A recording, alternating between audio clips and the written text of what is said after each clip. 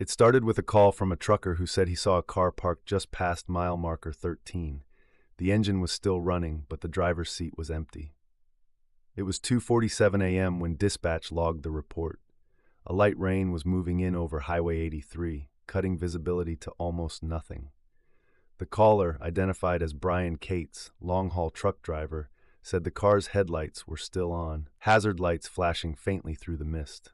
He'd slowed down to check if anyone needed help, but when he pulled alongside, he realized no one was inside. The door on the driver's side was open, and the dashboard camera was still recording. Deputy Laura Mills was first to arrive at the scene, 15 minutes later. By then, the rain had turned into a steady downpour. The car, a silver Honda Civic, plates registered to Emily Harper, 28, of Cedar Ridge, was exactly where the trucker said it would be.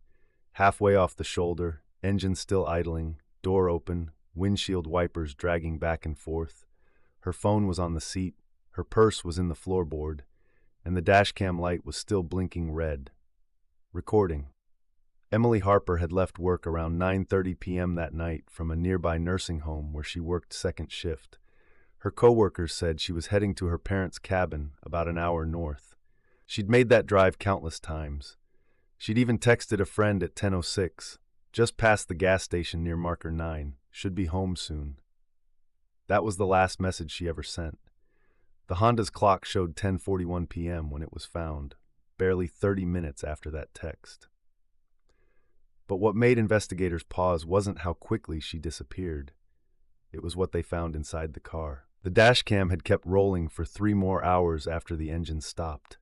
When detectives played it back, the first half hour showed nothing unusual, just the dark stretch of highway, rain hitting the windshield, her hands steady on the wheel. Then, around the 18-minute mark, her phone rang. She didn't answer.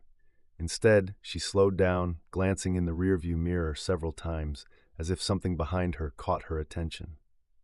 She turned off the highway onto a side road near marker 13, a route that led only to old service access roads used by highway maintenance crews.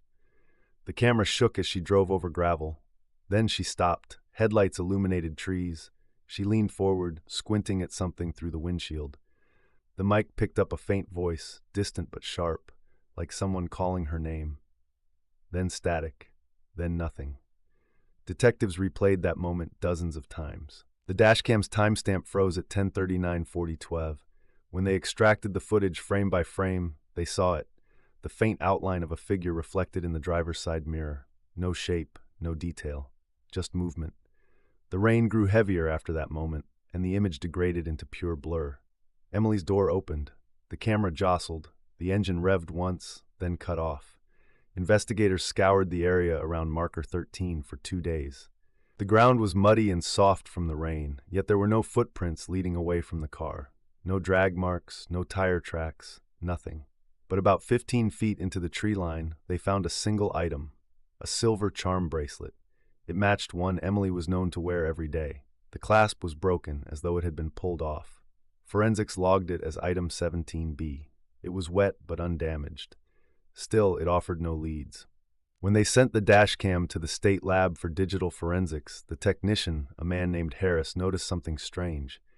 The file size was larger than expected, much larger.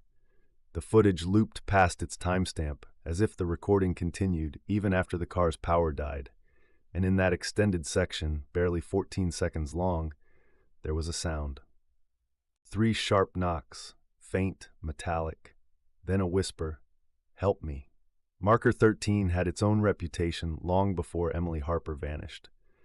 Locals said the curve there used to connect to an old access road that led to a state rest stop, demolished back in the 1970s after flash floods undermined the ground. The county never rebuilt it. They just sealed the entrance with gravel and left it. But if you asked older residents of Cedar Ridge, they'd tell you the place wasn't abandoned, it was buried. Sheriff's Deputy Rick Kavanaugh, who'd grown up nearby, remembered hearing stories from his grandfather about a bus accident that happened out there in 1973. Never officially logged, never confirmed. Supposedly, a group of high school students on a field trip vanished after their driver lost control near the same bend. The state archives held no such record. Yet every few years, someone would report hearing distant shouting or music near marker 13, always during rain. Stories like that stick around, Kavanaugh said in an interview later. You never know what's truth and what's something people made up to explain what they can't. 2 days after the car was towed, highway workers reported finding another item downstream from a drainage ditch off marker 13. It was a camera battery pack, same model as Emily's dashcam, half buried in mud, as if ejected by force. When analyzed, the data port showed it had shorted out from water exposure, but there were microscopic fingerprints embedded in the casing. They didn't match Emily Harper.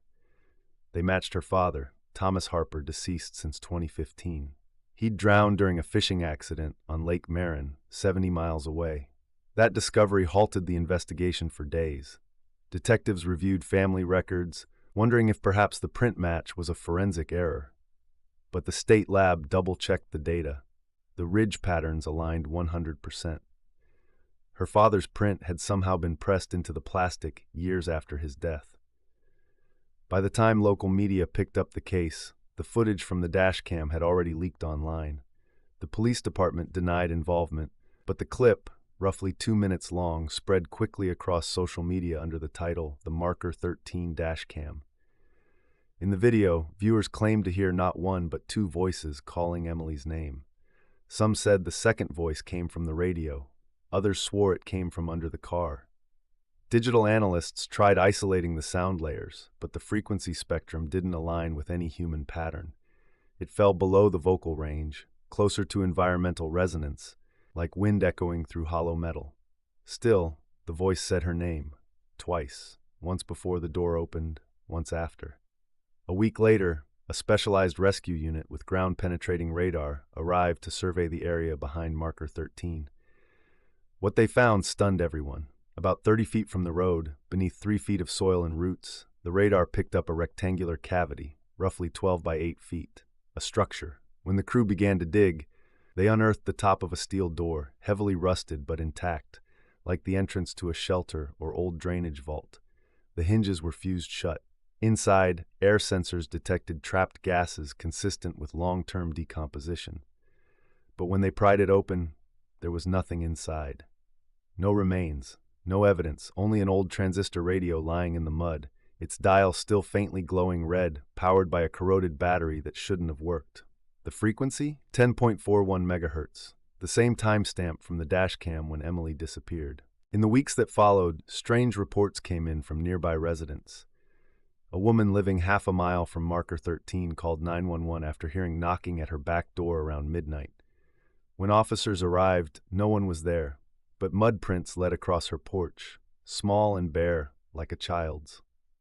Another man reported finding an old photograph in his mailbox, water-damaged, showing a young woman standing beside a car that looked exactly like Emily's, except the photo was dated 1974.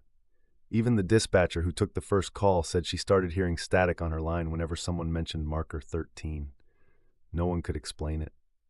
By late spring, Emily Harper's case was officially suspended. No evidence of abduction, foul play, or voluntary disappearance. Her body was never found. The Honda was released to her family. They refused to take it. It now sits in county storage, the dashcam still inside, sealed under evidence tape. Every attempt to replay the file since then has failed. The footage now corrupted, the file unreadable, except for the last frame. A single still image, timestamp 10:41:9. It shows the side mirror reflecting the highway behind her, and in that reflection, barely visible through the blur of rain, stands a figure holding a light. Forensics couldn't determine scale or distance, but when they enhanced the image, something chilling appeared on the license plate of the car reflected behind her. The numbers read 1973, the year of the alleged missing bus. Locals say that during heavy rain, if you stop near marker 13, your radio still picks up faint static on 10.41 megahertz. Sometimes amid the noise, a voice comes through, a woman's voice, asking for help. Truckers still pass that stretch cautiously. Some slow down just enough to see the faint shimmer of headlights in the ditch, a ghost reflection that isn't really there. But no one stops anymore. This was the story of Emily Harper, last seen at marker 13.